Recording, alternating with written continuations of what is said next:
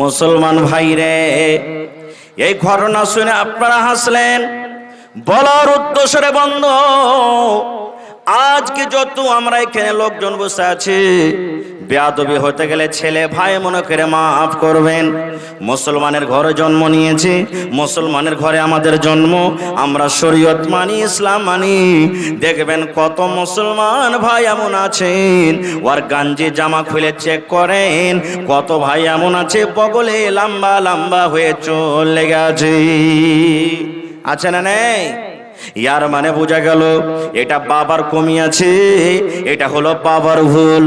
ওই বাবা এই খাসিয়াঘাট মাদ্রাসা, এই মাদ্রাসার মতন যদি মাদ্রাসাতে যদি ছেলেরাকে দিত, আমার মৌলানা যে বসে আছেন সভাপতি সাহেব, এরকম মৌলানার হাতে যদি ছেলের হাত কান ধরিয়ে দিত, ওই ছেলেটা নবীর হাদিস পড়ত, ওই ছেলেটা কোরআন পড়ত, ওই ছেলেটা শরীয়ত পড়ত, আর ওই ছেলেটা জানত যে বগলে লম্বা করে চুল রাখতে হয় না। আল্লাহর নবী বলেছেন, উম্মত তোমার যখন কুনি বড় হয়ে যাবে, 8 দিন 10 দিনে তুমি কুনিকে কেটে কেটে ছোট করে নাও, এই মোচটাকে তুমি কেটে ছোট করো, এই দাড়িগুলাকে তুমি বড় করে দাও, আর বগলে তোমার যে চুল হয়েছে এই 15 দিন 20 দিনে 10 দিনে তুমি চুলগুলাকে সাফ করে নাও।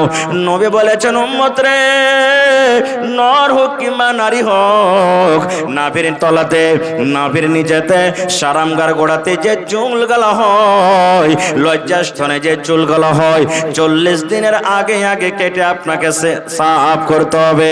যদি 40 দিন পার করে যায় আর আপনি যদি চুলগুলাকে সাফ না করেন, আপনার দ্বারাতে পাপ হয়ে যাবে, গুনাহ হয়ে যাবে। নারে তাকবীর। যেমন একটা গল্প বলছি, হাদিস কোরআনের কথা নয় এটা, হাদিস কোরআনের এটা কথা নয়, এটা একটা গল্প বুঝার জন্য বলছি। একটা ছেলে রাস্তা দিয়ে হাঁটছে, হাঁটতে হাঁটতে হাঁটতে হাঁটতে দেখেন যে আপনার লাভা স্টেশন, নাকি লাভা স্টেশনে একটা দোকানে খুবই ভিড়, নাস্তার দোকানে খুব ভিড়, এত ভিড় যে দোকানদার মানে আরাম পাই না যে কখন আমি আরাম করবো, এত ভিড়। ছেলেটা পড়ালেখা ছেলে, ব্যাগ ঘাড়ে আছে। একটা লোককে বলছেন যে, হ্যাঁ রে ভাই দোকানে ভিড় কিসের হয়েছে? বুঝে বলিস না রে ভাই, এই দোকানে লিট্টির ভিড়, লিট্টি এত বলছে। লিট্টি বুঝেন তো, সামোসা লিট্টি, লিট্টি যেটা হয়। বলছে ভাই লিট্টি এতই দোকানের ভালো যে ও বিক্রি করে ওর করতে পারে না। ছেলেটা বলছে যে তাহলে আমিও খেয়ে দেখি কখন আসবো না আসবো।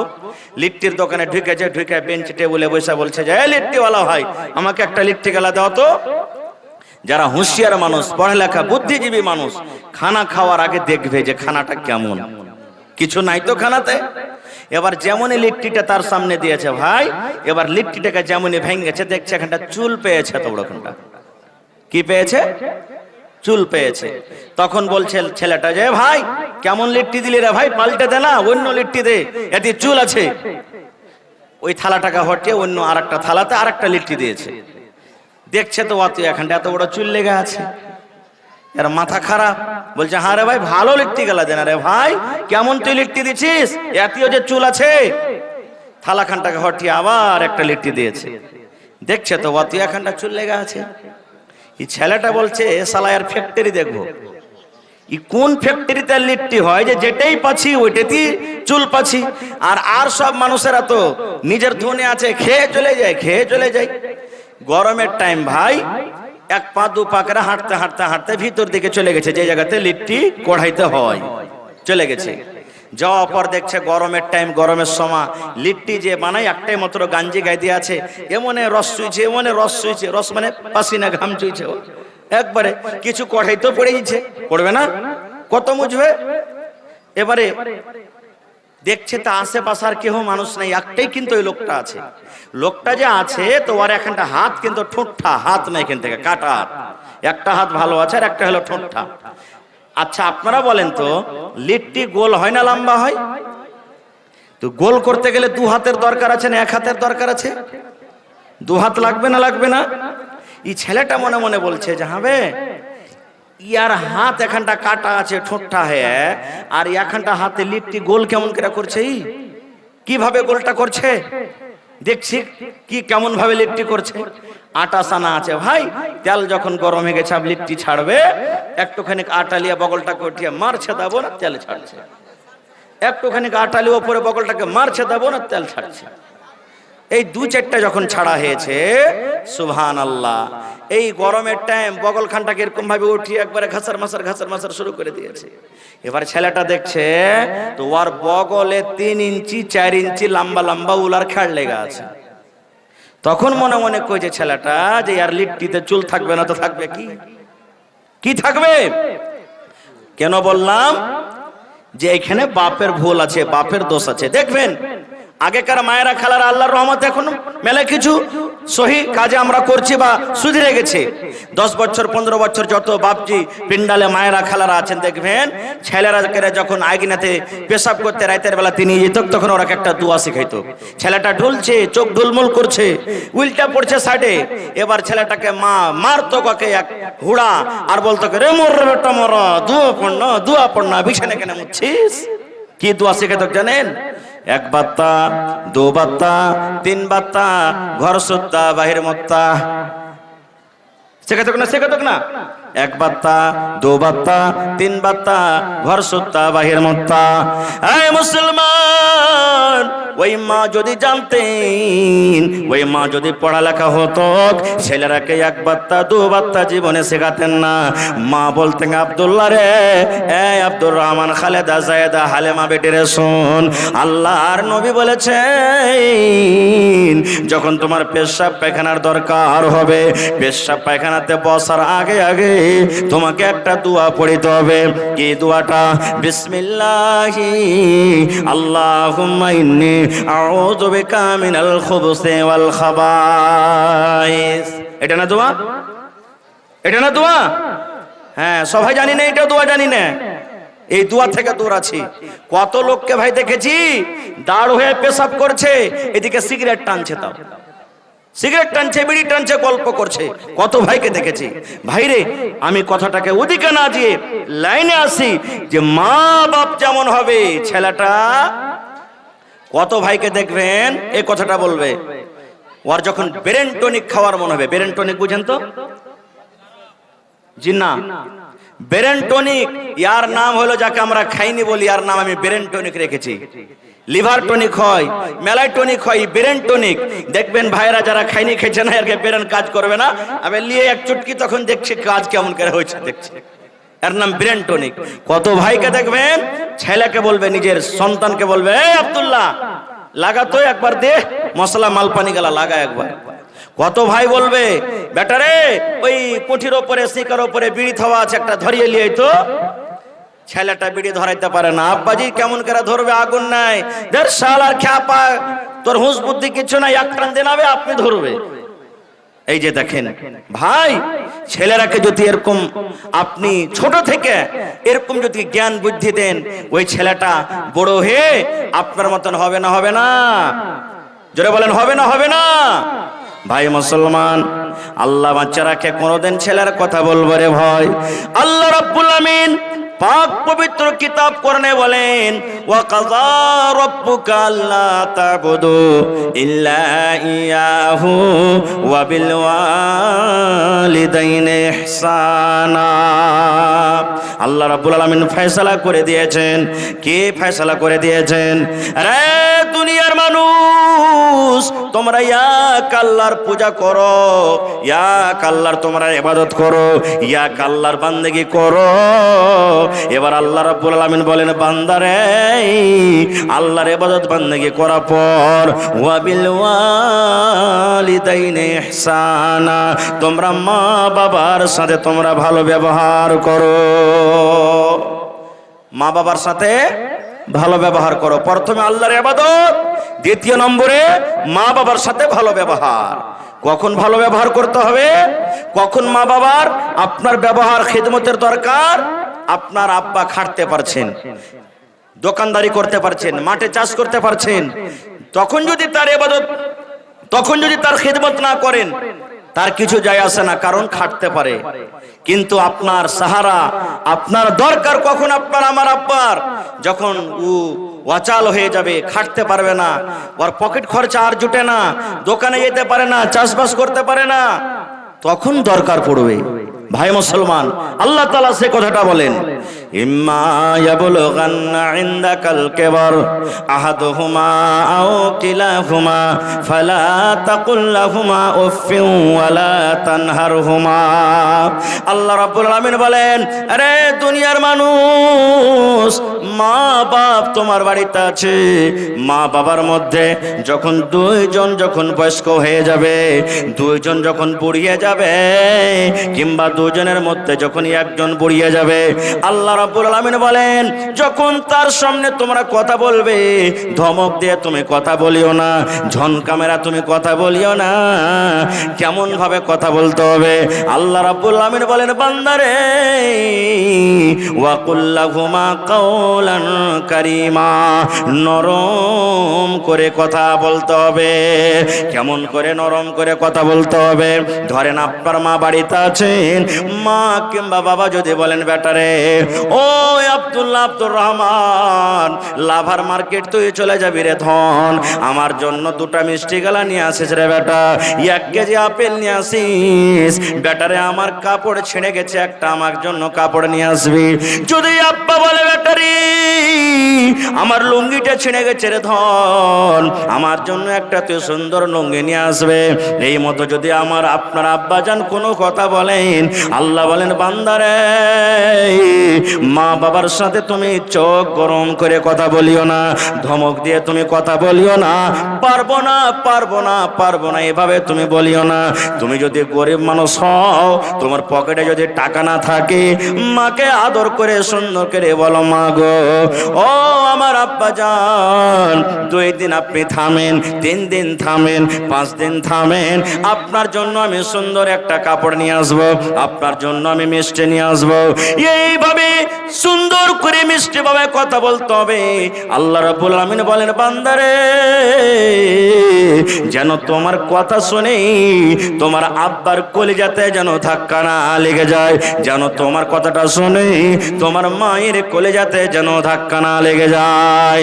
এবার আল্লাহ রাব্বুল আলামিন তারপরে বলেন, আরে আমার বান্দা, তোমার মা বাবা এত বড় নিয়ামত, মা বাবা এত বড় নিয়ামত, মা বাবাকে এত বড় নিয়ামত করে তোমাকে দিয়েছি, সেই মা বাবার জন্য তোমরা দোয়া করবে। কিভাবে দোয়া করবে? রব্বির হামহুমা কামা রাব্বায়ানি সগীরা, পড়েন মনে মনে, রব্বির হামহুমা কামা রাব্বায়ানি সগীরা। আয় আল্লাহ, তুমি আমার মা বাবার পরে ওরকম রহম করো, দয়া করো, যেমন ছোটকালে আমার প্রতি রহম দয়া করেছে। ছোটকালে দয়া করেনি ভাই? রহম করেননি? জোরে বলেন, রহম করেছেন না করেননি? রহম করেছেন। কিভাবে রহম করেছেন? ওরে সুবহানাল্লাহ, যখন দুনিয়াতে আমরা এসেছি, আমাদের মুখে কথা ছিল না, শুধু কান্না ছাড়া। কান্না ছাড়া কোনো কথা মাকে মা বলে ডাকতে পারতাম না। ও মা, ভোক লেগেছে, খেতে দাও, মা পায়খানা করেছি কিংবা পায়খানা করব, এই মতো আমরা কথা বলতে পারতাম না। ওরে সুবহানাল্লাহ, আল্লাহ রাব্বুল আমিন মা বাবাকে আমাদের জন্য এত বড় নিয়ামত দান করেছেন রে বন্ধু। আমার মা, আপনার মা যখন বাড়িতে কোনো কাম কাজ করতেন, হয়তো গলি ঝাড়ু দিচ্ছেন, রুটি ভরছেন, রান্না বান্না করছেন, আমাকে আপনাকে ঝোলনাতে বিছানাতে শুতিয়ে রেখেছেন। এবারে মার কিন্তু টান লাগা আছে, আমার আব্দুল্লাহ খালেদা জায়েদা বিছানায় ঘুমিয়ে আছে, কখন উঠে যাবে, কানবে। ওরে সুবহানাল্লাহ, কাজ করতে করতে প্যাক করে একটু কান্দন দিয়েছি, মা দুনিয়ার সমস্ত কাজকে ছেড়ে আমার আপনার জন্য দৌড়াতে দৌড়াতে এসে হাজির হয়ে গেছেন। মা আমাকে আপনাকে জড়িয়ে কোলে নিয়েছেন, আমার আব্দুল্লাহকে ভোক লেগেছে রে, আমার খালেদা জায়েদাকে ক্ষুধা লেগেছে, মা দুধ পান করালছেন। এ ভাই মুসলমান, তাই আল্লাহর নবীর দরবারে একজন সাহাবী এসে নবীকে প্রশ্ন করলেন, ইয়া রাসূলুল্লাহ, আল্লাহর নবী গো, মা বাবা আমার বাড়িতে আছে গো নবীজি, মা আমার আব্বাই আমার, মা বাবার মধ্যে কার আমার উপরে বেশি হক? আমার উপরে কার বেশি হক, মায়ের হক না আব্বার হক? আল্লাহ নবী বললেন সাহাবীরে, উম্মুকা তোমার মায়ের হক। একজন সাহাবী বলছেন মান আহাক্কু বিহুসনি সাহাবাতি, আল্লাহ রাসূল আমার উপরে আমার মার কিংবা বাপ এই দুজনের মধ্যে কার বেশি হক? আল্লাহ রাসূল বললেন উম্মুকা তোমার মায়ের হক। আবার সে সাহাবী বলছেন ইয়া রাসূলুল্লাহ তারপরে কার হক? নবী আবার বললেন উম্মুকা তোমার মায়ের হক। আবার সে সাহাবী প্রশ্ন করলেন ইয়া রাসূলুল্লাহ এইবারে কার হক? আবার নবী বললেন উম্মুকা তোমার মায়ের হক। এবার চতুর্থ নম্বরে সে সাহাবী প্রশ্ন করলেন ইয়া রাসূলুল্লাহ এবার কার হক? এবার নবী বললেন সাহাবীরে আবুকা তোমার আব্বার হক। তাইলে তিনবার মায়ের হক দিয়ে দিলেন, একবার আব্বার হক দিলেন। বন্ধুরা তবে এই কথা আমাদেরকে বুঝতে হবে না যে মার বেশি হক, মায়ের খেদমত করব, মার কথা শুনবো, মার কথা মানবো, কিন্তু আব্বার কথা শুনবো না, আব্বার কথা মানবো না, কারণ আব্বার হলো হক কম। এরকম আমাদেরকে বোঝা নিতে হবে না, কারণ আল্লাহ রাব্বুল আমিন মা বাপ দুজনের খেদমত করার কথা বলেছেন, মা বাবার দুজনের খেদমত করার আদেশ করেছেন। এই জন্য এক নজরে আমাদেরকে দুজনকে দেখতে হবে। ভাই মুসলমান, মার হক এই জন্য বেশি হয়ে গেল। ওরে সুবহানাল্লাহ, দুনিয়াতে আমরা যখন আসি, যেদিন আমি মায়ের পেটে যেদিন গর্ভধারণ করলাম, ওরে সুবহানাল্লাহ আপনারা জানেন বাড়িতে যারা স্ত্রী আছে স্ত্রীর কষ্ট আমরা দেখি, মায়ের কষ্ট তেমনই হয়েছে আজকে যেমন আমাদের স্ত্রীর কষ্ট হয় যেদিন সন্তান পেটের ভিতরে আসি। যেমন যেমন দিন যায় হায়রে মায়ের কষ্ট কিন্তু বেড়ে যায়, বাড়ে কে বাড়ে না। দিন গেল মাস গেল, মার শরীরটা ভালো ভারী হয়ে যায়, মা বাড়ির কাম কাজ কিন্তু করতে পারে না, মা ভালোভাবে ঝাড়ু দিতে পারে না, মা বাড়িতে কাজ কাম করতে পারেন না, মার কত অসুবিধা হয়। হায়রে মা পেশাব পায়খানা ভালোভাবে করতে পারে না। যখন মায়ের পেটে 4 মাস 5 মাস 6 মাস আমাদের সময় হয়ে যায়, মা সারাদিন কাম কাজ করার পর সন্ধ্যাবেলাতে থালাতে করে মুড়ি নিয়ে, ভাজা নিয়ে, রুটি নিয়ে, ভাত নিয়ে খেতে বেজেছে।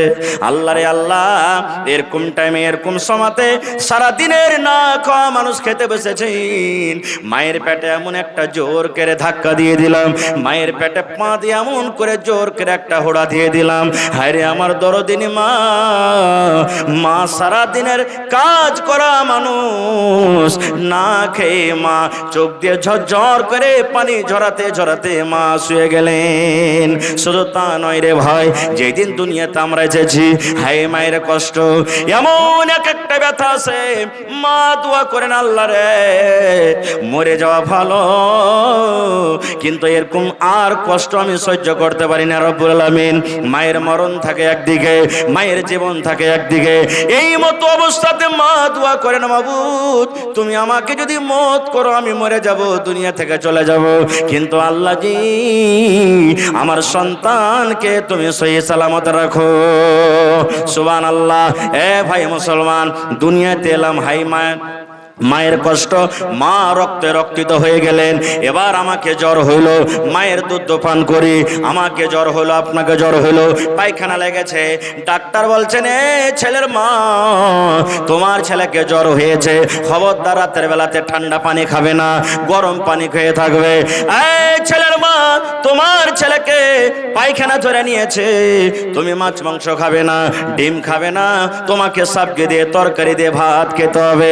মুসলমান রে, দুনিয়াতে আমি কষ্ট পেয়েছি, আপনি কষ্ট পেয়েছেন, কিন্তু সাথে সাথে আমার মাও কষ্ট পেয়েছেন।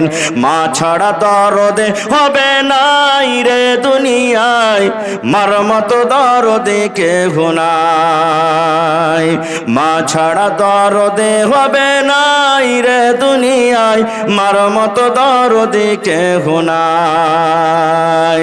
হায়রে আমার দরদিনী আদরিনী মা, দুঃখে সুখে তুমি আমায় দিলে সান্ত্বনা। হায়রে আমার দরদিনী আদরিনী মা, দুঃখে সুখে তুমি আমায় দিলে সান্ত্বনা।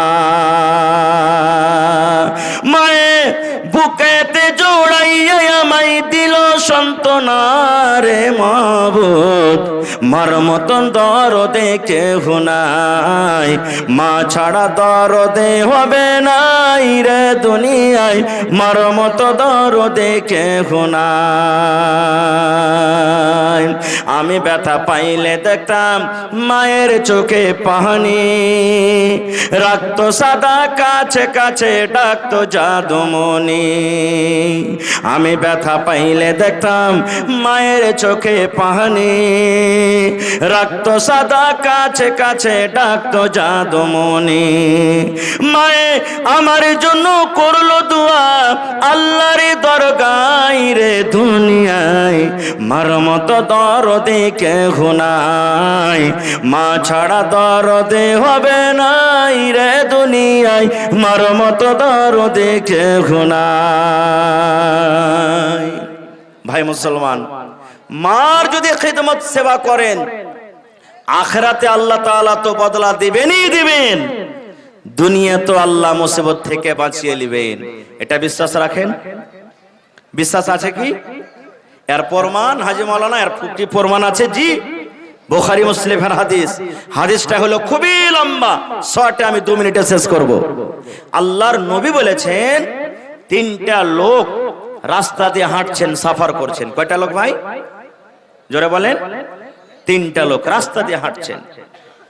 হাঁটতে হাঁটতে হাঁটতে হাঁটতে হঠাৎ করে কোন দিক থেকে ঝড় বৃষ্টি চলে এলো। আশেপাশে বাড়ি গাঁ গ্রাম কিচ্ছু দেখা যায় না। কোথায় লুকাবে? তিনজন দৌড়াতে দৌড়াতে দৌড়াতে একটা পাহাড়ের গর্ত ছিল, চলছে চল এই গর্ততে আমরা ঢুকে যাই, যখন পানি ছুটবে তখন আমরা চলে যাব। মানুষ ফষ্টি করে না, যেখানে ভয় হবে বাঘ সাপ বিচ্ছু শিয়ালের গুন্ডার, যে রাত হয়ে গেছে তাড়াতাড়ি করে পালাবো, কিন্তু ওই জায়গাতে হয় গাড়ি খারাপ হবে, আর না হইলে ওখানে রাইতে লাগবে, ওখানে রাইতে লাগবে। তিনজন ঢুকলেন কেন? বৃষ্টি থেকে, ঝড় থেকে, তুফান থেকে বাঁচবো বলে।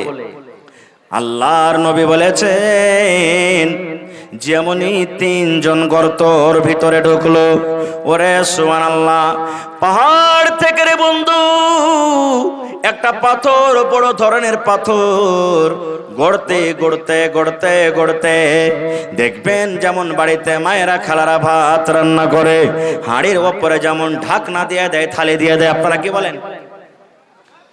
ঝাপনা কি বলেন আপনারা? ঢাকুন দিয়ে দেয়, হাঁড়িটার মুখকে বন্ধ করে দেয়। আল্লাহর নবী বলেছেন একটা বড় ধরনের পাহাড় থেকে পাথর গড়তে গড়তে একবারে গর্তর মুখ বন্ধ হয়ে গেল, গর্তর মুখ ঝেঁপে গেল, তারা তিনজন গর্ততে বন্ধ হয়ে গেল। এবার তারা তিনজন বলছেন আল্লাহ জান বাঁচাবো বলে গর্ততে ঢুকলাম, আল্লাহ কি হয়ে গেল, কোন মুসিবত এসে গেল? তিনজনই এক অপরকে বলা বলি করছে, ভাই রে এই পাথরটা দেখো তো হটিয়ে হটাইতে পারে কিনা। তিনজন মিলে পাথরটাকে ধাক্কা দিলেন, যেমনই ধাক্কা দেওয়া সুবহানাল্লাহ, পাথর এক চুল পর্যন্ত তারা হটাইতে পারলো না, পাথর হটে না। তারা বলছে আল্লাহ এই তো কবর হয়ে গেল আমাদের গর্ত, এখানেই মরে যাব, আর বাড়ি যেতে পারবো না, ঘুরে ছেলে মেয়ের আর মুখ দেখতে পারবো না, আল্লাহ এই জায়গাতে আমাদের মওত হয়ে যাবে। এইবারে লম্বা ঘটনা ছোট করে বলি, তিনজনের মধ্যে একজন অপরজনকে বলা বলি করছে, হারে ভাই কাহকে যদি ডাকি তো শুনতে পাইবে না, আর বাড়িও আশা করছি ঘুরে যেতে পারবো না, তা আমাদের যদি সাহায্যকারী হন তো একটা হবে, সেটা কে? জোরে বলেন। আল্লাহ হবেন। তো ভাইরে জীবনে কি এরকম আমরা কি কোনো কাজ করেছি যে কাজটা যদি আল্লাহ তাবারক ওয়া তাআলার সামনে রাখি আর বলে মাবুদ এই কাজটা যদি তোমাকে রাজি করার জন্য করে থাকি, তো আজকে এই পাথর হটিয়ে এই মুসিবত থেকে আল্লাহ বাঁচিয়ে নাও, এরকম কি কোনো কাজ করেছি? দেখবেন জীবনে কোনো ভালাই কাজ করবেন, নেকির কাজ করবেন, সুবহানাল্লাহ মন খুশি হবে, মন বড় হবে আপনার। এবারে তিনজনের মধ্যে একজন বলতে লাগলেন, ভাইরে আমার জীবনে কিন্তু একটা আমি আমল করেছি, একটা নেকির কাজ করেছি। বলছে কি কাজ? বলছে ভাই রে খানা কাজ করেছি রে ভাই। বলছে কি কাজ? বলছে ভাই রে আমার বাড়িতে আমার আব্বা জান ছিলেন, মা ছিলেন, বাপ ছিলেন দুইজন, কিন্তু তারা বুড়া মানুষ হয়েছিলেন, বয়স্ক হয়ে গেছিলেন। এবার আমার বাড়িতে কিছু বকরি ছিল, ওই বকরি আমি চড়াইতে যাইতাম। এবার সন্ধ্যাবেলাতে যেমনই বাড়ি আসতাম, বকরির আমি দুধ দহন করতাম। দুধ দহন করে সর্বপ্রথম আমার মাকে আব্বাকে আমি পান করাতাম। এবারে তারপরে আমার ছেলে মেয়েরাকে আমি দিতাম। এটা আমার আমল, যে প্রথমে দুধ দহন করে কাকে দিতাম? জোরে বলেন। মা বাপকে, তারপরে ছেলে মেয়েকে দিতাম। একদিনকার ঘটনা, আমি অনেক দূর বকরি চড়াইতে চলে গেলাম। আস্তে আস্তে রাত হয়ে গেল। যেমনই আমি বাড়িতে ঢুকলাম, দেখছি আমার মা বাপ দুজনও কিন্তু ঘুমিয়ে গেছেন। দুজনই ঘুমিয়ে গেছেন, মা বাবা দুজনই ঘুমিয়ে গেছেন। এবার আমি দুধ দহন করলাম, পেয়ালাতে আমি দুধ নিয়ে বাড়িতে ঢুকলাম। আমার ছেলেরা মেয়েরা পায়ের গোড়াতে গোড়াতে পাঞ্জরে হাঁটে আর বলে আব্বা দুধ দাও, আব্বা দুধ দাও। আমি তখন বললাম বেটা রে, যতক্ষণ পর্যন্ত আমার মা বাপকে আমি দুধ না দিব, যতক্ষণ পর্যন্ত আমার মা বাপ দুধ না পান করবে, অতক্ষণ পর্যন্ত আমি তোদেরকে দেব না। এই বলে আমি পেয়ালা নিয়ে দাঁড় হয়ে গেলাম। মায়ের সিথানে আমি দাঁড় হয়ে গেলাম, মায়ের ঘরের দুয়ারে আমি দাঁড় হয়ে গেলাম। আমার ছেলেরা দুধ চাইতে চাইতে তারা ঘুমিয়ে গেল। এই মুসলমান, কতক্ষণ দাঁড়িয়ে থাকলেন? 1 ঘন্টা নয় রে, 2 ঘন্টা নয়। ওরে সুবহানাল্লাহ, যখন মুয়াজ্জিন সাহেব ফজরের টাইমে আসসালাতু খায়রুম মিনান নাওম, ঠিক ফজরের টাইমে আজানের সময়তে মা বাবার ঘুম ভেঙে গেছে। এবারে দেখছে দুয়ারে মাথার উপরে সিতানে কে যেন দাঁড়িয়ে আছে। মা জিজ্ঞাসা করলেন বেটা কেন দাঁড়িয়ে আছিস? বলছে মা গে, আজকে আমি অনেক দূর বকরি চড়াইতে চলে গেছিলাম গে মা, আসতে আমার দেরি হয়ে গেছে। বাড়ি এসে দেখছি তোমরা দুজন ঘুমিয়ে গেছো। এবার আমি ওই দুধ হাতে করে, পেয়ালাটা হাতে করে মা আমি দাঁড় হয়ে আছি। আমি ভাবলাম এই আমার মা জাগবে, এই দুধ দিব, এই আমার মা জাগবে, আমি দুধ দিব। কিন্তু মা তোমরা জাগতে পারলে না, আমি পেয়ালা নিয়ে দাঁড় হয়ে আছি। মা বলছে বেটা রে, তুমি কেন ঘুমিয়ে যাওনি রে ছেলে, কেন তুমি ঘুমিয়ে যাওনি?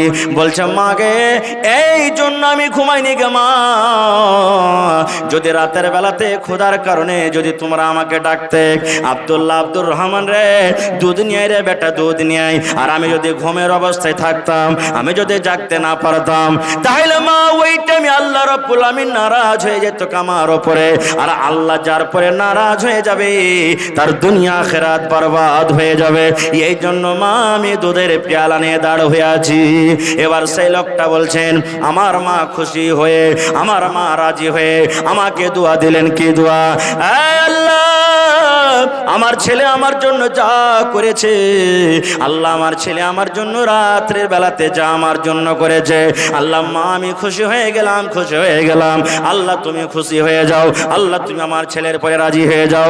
মা দোয়া করলেন আল্লাহ আমার খিদমত করার কারণে, আমার সাথে ভালো ব্যবহার করার কারণে, আল্লাহ আমার ছেলে আমার কলেজার টুকরা সন্তান দুনিয়ার যদি কোনো মুসিবতে পড়ে যায়, দুনিয়ার যদি কোনো বিপদে পড়ে যায়, আল্লাহ এই আমলের কারণে সেই মুসিবত থেকে তুমি উদ্ধার করে দিও। আল্লাহর নবী বলেছেন ওই লোকটা যখন এই কথাটা বলা হলো, এবার আল্লাহকে বলছে মাবুদ রে, এই আমার পাক পরওয়ারদিগার, আমি এই কাজটা যদি তোমাকে রাজি করার জন্য আল্লাহ করে থাকি, এই কাজটা যদি তোমাকে আমি সন্তুষ্টি করার জন্য করে থাকি, আল্লাহ এই যে গোফাতে এই গর্ততে আমরা ঢাকা পড়ে গেছি, আল্লাহ তুমি দয়া করে এই পাথরটাকে তুমি হটিয়ে দাও। আল্লাহর রাসূল বলেছেন যেমনই একজনের বলা হলো যে পাথর 3 জন মিলে হঠাৎ দূরের কথা এক চুল পরিমাণ হটাইতে পারলো না, হিলাইতে পারলো না। এবার ওই পাথরটা সরসর করতে করতে করতে করতে 3 ভাগ করে 1 ভাগ পাথর হয়ে গেল। নারে তাকবীর! হয়নি, হবে না, হতে পারে না, আমার নবীর সাথে কারো তুলনা হয়নি, হবে না, হতে পারে না। আমার নবীর সাথে কারো তুলনা, হায়রে তুলনা তো দূরের কথা, ছায়াও মিলে না। হয়নি, হবে না, হতে পারে না। আমার নবীর সাথে কারো তুলনা হয়নি, হবে না, হতে পারে না। আমার নবীর সাথে কারো তুলনা। সকল নবী রাসূল ছিলেন খোদার দেবানা, দু নয়নে দেখব খোদা ছিল তামান্না। আরে মোর নবীকে ডেকে নিলেন, আরে মোর নবীকে ডেকে নিলেন, দেখবে রব্বানা। হয়নি, হবে না, হতে পারে না। আমার নবীর সাথে কারো তুলনা হয়নি, হবে না, হতে পারে না। আমার নবীর সাথে কারো তুলনা। ইউসুফকে দেখে যারা আঙ্গুল কেটেছে, তারা কি আমার নবীর রূপ দেখেছে? ইউসুফকে দেখে যারা আঙ্গুল কেটেছে, তারা কি আমার নবীর রূপ দেখেছে? আরে দেখতো যদি কেটে দিত, আরে দেখতো যদি কেটে দিত কলিজাখানা। হয়নি, হবে না, হতে পারে না। আমার নবীর সাথে কারো তুলনা হয়নি, হবে না, হতে পারে না। আমার নবীর সাথে কারো তুলনা। যার শানে আল্লাহ তাআলা করলেন ঘোষণা, খলকে আযীম আমার শাহে মদিনা। যার শানে আল্লাহ তাআলা করলেন ঘোষণা, খলকে আযীম আমার শাহে মদিনা। মুসলমানে নবী ছাড়া কিছুই মানে না, মুমিনে কোরআন ছাড়া কিছুই বোঝে না। হয়নি, হবে না, হতে পারে না। আমার নবীর সাথে কারো তুলনা হয়নি, হবে না, হতে পারে না। আমার নবীর সাথে কারো তুলনা। নারে তাকবীর।